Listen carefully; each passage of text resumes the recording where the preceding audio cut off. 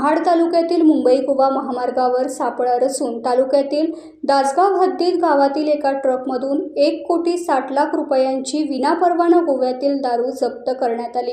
महामार्गावर मागील काही दिवसात दारूबंदी विभागाकडून करण्यात आलेली ही सर्वात मोठी कारवाई मानण्यात येते।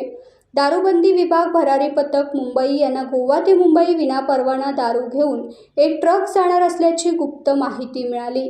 या माहितीच्या आधारावर त्यांनी महाड तालुका हद्दीत महामार्गावर सापळा रचला।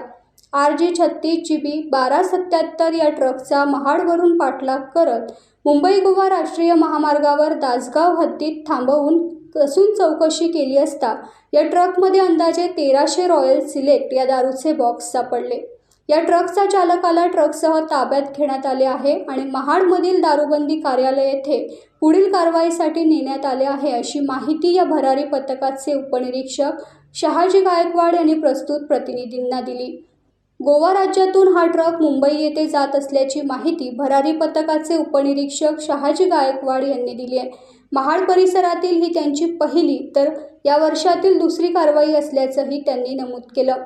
या कारवाईमध्ये भरारी पथकाचे पोलीस उपनिरीक्षक शहाजी गायकवाड, पोलीस उपनिरीक्षक Santosh Gondkar, police constable Amol Chiliyar, police constable Chougule यांचा समावेश आहे।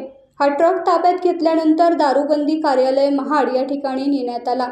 त्या ठिकाणी संपूर्ण तपासणीनंतर या ट्रकमध्ये दारूचे खोके किती आहेत आणि त्याची किंमत नेमकी किती आहे हे निश्चित होईल। मागील काही महिन्यात दारूबंदी विभागाकडून महाड परिसरात करण्यात आलेली सर्वात मोठी कारवाई मानण्यात येते।